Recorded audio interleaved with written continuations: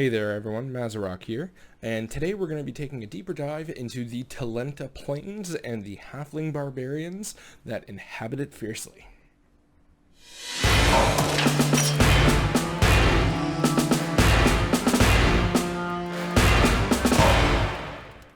Now, we can't talk about the Talenta Plains without talking about its native inhabitants, the Halflings. Now, the Halflings are actually originally from Corvair as far as lore goes, and humans actually came to Corvair in ages past, skirmishing with the many of the Halflings for many years until they were kind of contained into this place called now called the Talenta Plains. And they have domesticated the dinosaurs that are there, so they will ride pterodactyls, raptors, and they have a sacred bond with these dinosaurs. Some of them are used kind of like as cattle for meat and stuff, and raptors are used as, beasts of war and travel and things like that. And there is a nice synergy between the two. And if you've ever watched Jurassic Park, the fact that they tamed and domesticated raptors, I don't know about you, but that scares the ever-living bejesus out of me. Do you really want to face that in combat? Just that ideology that you can work with it can be a lot of fun. The tribes are nomadic, and they tend to range in size from anywhere from 100 to 1,000, traveling with many of their dinosaur companions, and they band together rarely, but under great stress and need, they do. For example, the last war, many of them banded together unlike anything they had ever seen before to defend their homeland and kind of re-carve out their traditional ways of living, because they've always resisted the advancement of technologies and magics that the rest of Corvair have embraced thoroughly. The leaders of these tribes are known as Loss. I'm not exactly sure which way to pronounce it, Lath.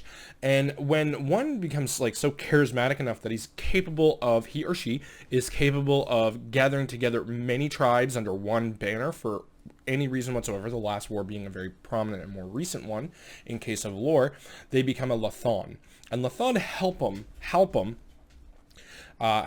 is the most recent one, and he is attempting to kind of take the Halfling tribes and bring them a little bit closer into the reality of the world of what is now Corvair, but he is being resisted by many of the other tribe leaders who want to stay very traditional and keep with their ancestral spirits and beliefs. Not to say that he's trying to get rid of the spiritual portion of their their being and their traditions, but they are very resistant in how they are in moving forward and progressing, or what the idea of progression is in Eberron. Perhaps who's right, who's wrong, I don't know. That could be a great adventure hook idea for you guys, to have to maybe deal with some of the Halfling barbarian tribes to take on a new threat. That would be pretty fun. And like I said, dinosaurs really inhabit the land, so you can have a lot of fun with that. I personally love using dinosaurs in my campaigns as threats and things like that whenever possible, if it fits. But yeah, the capital of the Talenta Plains is Gatherhold, and it is one of the very few actually established settlements, and it is on the western portion of the Talenta Plains, bordering Syria. Now, the plains have 4 nations, technically, on their borders. To the north, they have Karnath. To the south, they have the new Valinar, which the elves have carved out their nation there. And the elves really like to go out and find adventure and seek the thrill of the hunt and things like that, and prove themselves as mighty warriors. So they're finding... So the Halflings are finding more and more elves kind of going past their borders and into theirs. So there have been not quite skirmishes between them, but there's a contention. And to the eastern border, we have the jungles of Kabara, separated by a large mountain range. And then, of course, to the northeast border, we have the Moorholds. Now, the dwarves of the Moorholds tend to kind of stick within their little mountain range zone. They've got a nice U-shape zone that they like, and they kind of stay in there. So they're not it's not problematic at all for the Halflings. But so they're really kind of contained. So they have the Mournlands, which was Ciri, to the west of them, a large mountain range to the east, but Karnath and Valinar. And the thing with Karnath and Valinar is they are currently at odds with each other. There's a lot of contention between them, and there's talks of skirmishes and war erupting between the two, and the plains happen to be smack dab in the middle of them. So again, another great adventure hook idea, where you can have the halfling tribes kind of maybe have to pick a side, the Valinor elves, Karnath, or maybe just try and stop a war between them already. So you got a lot of good intrigue and social role play that you could really work out and have a good time there, and I think that would be a lot of fun. So a few points to actually look forward to are a few noteworthy sites or mobile sites. One would be the Wandering Inn. So the plains, the halflings have two dragon marks to the names. They have the House Jurasco and House Galanda, one being the House of Healing and one being the House of Hospitality. And the Wandering Inn is a wandering inn that goes through the plains and allows anybody that's kind of lost to kind of come in and sit down and have a meal and have a safe spot for the night. And that is run by the House of Hospitality. So a nice thing, if your players are lost out in the middle of the forest, they really are out in the grasslands, and they really need a place to rest their heads, and things are tough, and you kind of want to implement new role play scenarios. Having the Wandering Inn just kind of show up would be huge. You can introduce new NPCs, new adventure hooks through those NPCs. There's a lot of things that you can do with the Wandering Inn that I think would be like a saving grace or like a back pocket idea for really any campaign set in the plains. Because it just introduces something new, it makes sense for it to be there, and it can just offer a whole lot. So I think that using the Wandering Inn, if you guys are going to adventure in the plains, I think would be a very big boon to you and your players. The halflings of the plains are also very spiritual. They believe in the spirits of the land, spirits of their beast kind of moving on forward with family generations. And henceforth, they are very spiritual, and they believe in ghosts and spirits and things like that, and they honor and venerate them as best as they can. But as well, the plains are very, very old, and in the Age of Demons, there were great wars that were fought there between demons and dragons. And there is one place in particular in the plains where the halflings just won't go.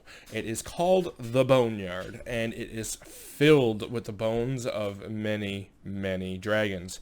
And they believe that Delkir still inhabit the place, and whenever there is a Delkir assault from the fiends from the Underdark, they usually believe that it stems from that Boneyard. But now there's also the Moorlands. So there's two different places and two different fronts, because the Boneyards is between the two mountain ranges that we spoke of earlier, of Kabara and the Moorholds.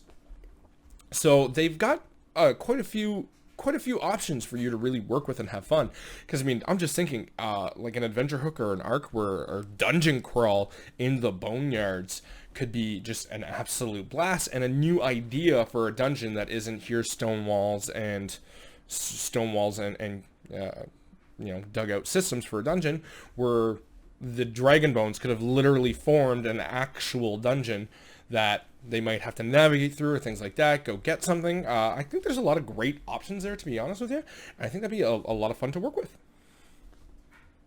The Talenta Plains has a lot to offer any D&D campaign set in the world of Eberron, or you can literally just take that nation, smack dab it in your homebrew world, and use it if you'd like. That's one of the nice things about these types of settings with different nations and geographies, is you can really kind of just take it and apply it to your own world. And that's one of the nice things I really like about Eberron especially, is the nations are so carved out and different that if you kind of want to add what that concept of a nation is and apply it to your world, it's very, very easy to do so and add a lot of different variety.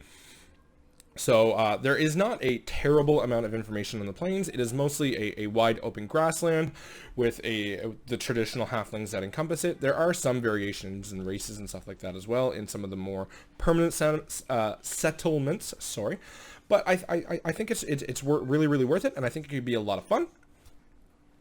So with that, that covers the Talenta Plains for this week. Next week we are going to cover the nation of Undare.